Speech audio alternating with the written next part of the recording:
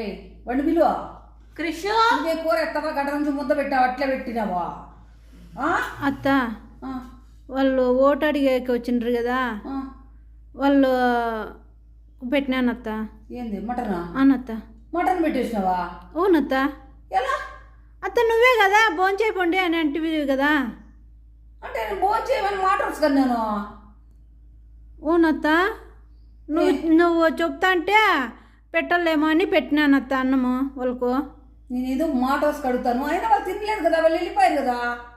అత్త నేను బంగపోతా, వాళ్ళు తినలేదు కానీ నేను బాక్స్ కట్టించేస్తా, బాక్స్లో పెట్టి కొంచెం అని అంటే పెట్టించేసినానత్త.